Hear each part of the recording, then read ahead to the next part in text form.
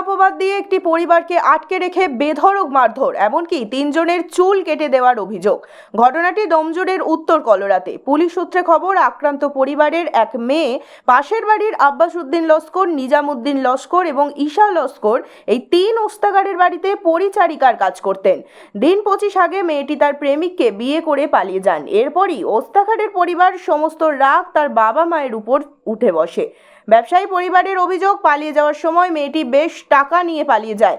এই অভিযোগে 13 দিন আগে মেয়েটির বাবা, মা এবং দাদাকে তাদের কারখানায় ডেকে বেধড়ক মারধর করা হয় বলে অভিযোগ।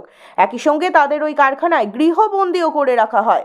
পরের দিন কারখানার সামনের মাঠে তাদের 3 জনের মাথার চুল কেটে দেওয়া হয় বলে অভিযোগ তুলেছেন তারা। ঘটনাচক্রে সেই সময়ের সবটাই মোবাইলে চলে রেকর্ডিং। দিন কয়েক আগে গোটা ছবি ভাইরাল হয়। আক্রান্ত পরিবারের তরফ থেকে উঠে আসছে মারাত্মক অভিযোগ। শুধু মারধর নয়, তাদের বাড়ি থেকে তাড়িয়ে দেওয়া হয়, এমনকি প্রাণে মেরে ফেলার হুমকিও দেওয়া হয়। ঘটনা পুলিশের কানে গেলে অভিযুক্তদের বিরুদ্ধে কড়া ব্যবস্থা নেওয়ার আশ্বাস দেন তিনি। আমরা যে বলবো সুযোগ দিচ্ছে না তো আমাদের, যে আমরা কিছু জানি না, আমরা ছিনুনি, এইসব সুযোগই দিচ্ছে না আমাদের কথা বলার। আচ্ছা, তারপর মোট কথা ওরা কথা বলতেই দেয় না, এমন হয়ে গেছে পাড়াটা। তাহলে আপনাদের ডেকে কি করলো? সব মারধর করলো, চুল ফুল কেটে দিল। আমাদের খারাপ লাগে না, ওখানে তো সব ভিডিও করতেছে। হ্যাঁ, বলছি কতজন ছিল ওখানে? অনেক লোক ছিল, বড় মাঠ ভর্তি লোক ছিল।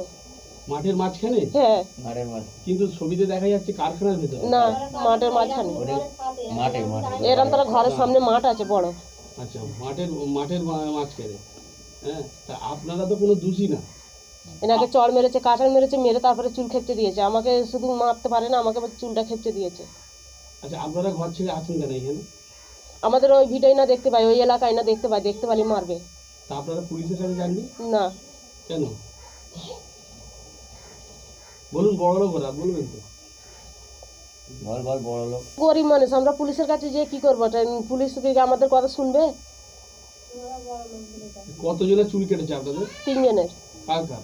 আমার বড় ছেলের, আমার স্বামী। থাকতাম, আমার বোন ওদের বাড়ি কাজ করতো। আচ্ছা, তো ওদের কিছু পয়সা চুরি যায়, সেই কারণে ওরা সন্দেহ করে যে আমার বোন করেছে। আচ্ছা, সেই সন্দেহের বশে আমাদের মারধর করেছে। আমাকে, আমার বাবাকে, আমার মাকে ওরা মারধর করে আমাদের একদিন রেখে দিয়েছিল। আমার বোন ঘর ছেড়ে চলে গিয়েছিল। ওই আমার বোনকে খোঁজাতে আমাদের একদিন রেখে দিয়েছিল। রেখে দেওয়ার পরে আমাদের তার পর দিনে বৈকালে ওখান থেকে বললো যে ঘর ছেড়ে চলে যা। আমরা বললাম আমরা ঘর ছেড়ে কোথায় যাব?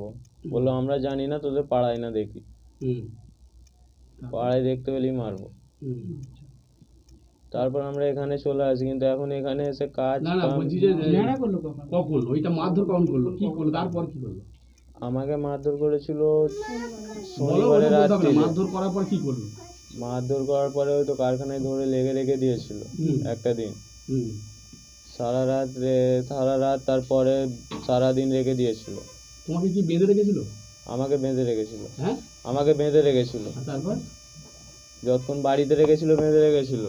কারখানায় যখন নিয়ে গেছে আর বাঁধেনি, তখন শুধু এঁটকে রেখে দিয়েছিল। নেড়া করলো কখন? নেড়া করেছে বাড়িতেই। কাকে?